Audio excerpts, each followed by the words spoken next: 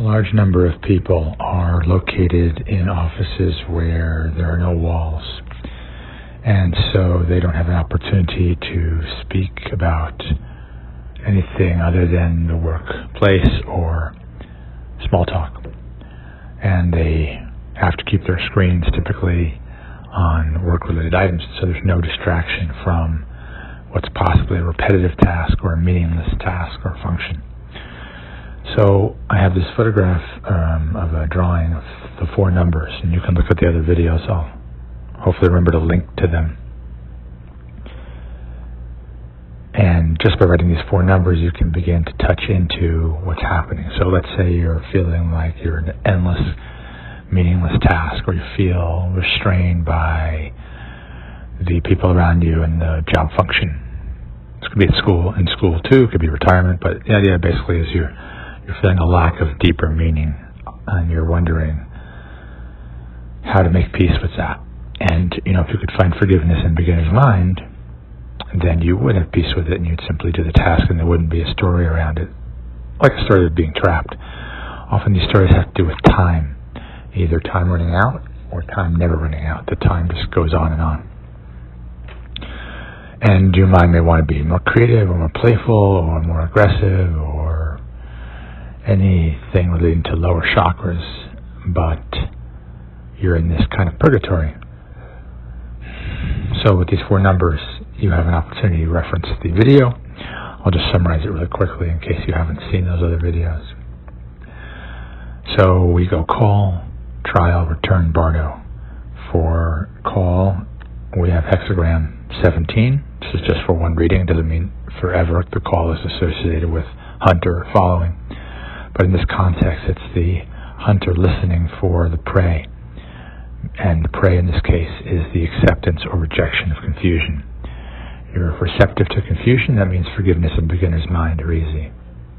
If you need a story, if you're focused on what's an injustice or how to get justice, if you're focused on anything other than the lion's mouth opening, then you're not aligned as the hunter. You're not aligned in following.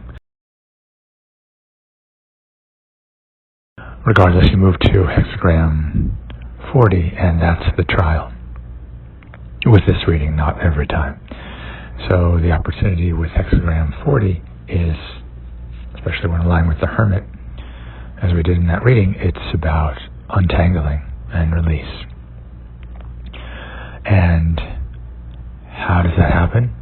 Well, often it comes from disidentification as the image, and disidentification as needing to manage or be a police officer for the thoughts and events happening. So in the context of feeling like you're in an endless task, feeling like you're in a fishbowl, feeling like you're under observation, feeling like you don't have the freedom to talk about deep topics or leave, walk away, no place to express yourself, no place to explore creativity and other aspects. The release from that, could be from a bold action, but let's just say the other one could be the hermit, which is to simply be like the Taoist monk or like worker amongst workers. You're simply there. You're noticing that there's a self-image of being trapped and somehow restrained, but that's just an image. Who you are is awareness, so you can't be constrained or restrained because you don't actually exist in a form. You're just in a formless, unmanifest awareness, observing what is being manifested. So then, you're beyond even forgiveness in beginner's mind. You're beyond identification. But typically in the trial, we're identifying with a negative adaptive child, which says, I must do a good job. I must stay in my seat. I must do what they expect me. And this fear underneath there, maybe not conscious, or a negative free child saying, I gotta get out of here. This is crazy. I need something stimulating. And that's often where a lot of snacking happens, because you're stuck between the 2 child selves. In any case, the 3rd hexagram in this reading that's associated with the return was hexagram 52, which is keeping still. And the return is very important because what you're doing is, in Carl Jung and the stories, it's the return of the hero to the village, but we don't look at it that way. We're talking about a return to the bardo. With hexagram 52, you just find that moment of stillness where maybe you didn't find acceptance of confusion, maybe you didn't find forgiveness, maybe you didn't find beginner's mind at the call, maybe you didn't find release and untanglement at the trial, right? So you didn't really, the lion's mouth didn't open. Justice became an obsession or a feeling of injustice, or one side judging the other, or feeling rejected from the bardo at the call. Maybe there was no release. Instead of the hermit, you have an identification. Anyway, keeping still in that final moment, not trying to pass any thoughts over the bardo, not to the next moment, not a judgment, not a grasp, not a condemnation, not a regret, nothing at all, just allowing yourself to be dissolved. And that brings us to hexagram 10 for the bardo, which is about conduct. It's about treading. It's about walking the walk. And so, ironically, for us, the bardo has no direction, has no boundaries. So walking requires moving from A to B. So it's kind of a funny hexagram to be arising there. And we've seen and discussed the confusion about these two tarot cards, the Justice and the Strength. And I think that's pointing to, whether coincidence or not, pointing to the confusion we have at the call on the bardo. Because, ideally we're called to the bardo, but that's just not happening unless you're awake and aware of yourself as unified with all of reality and connecting with emptiness. Typically, we're called to the trial, willingly or unwillingly. But in any case, this belief that the exit from unity, the exit from the bardo, the exit from Eden is a judgment is often what drives us to not want to be confused and not to have beginner's mind and not to allow forgiveness.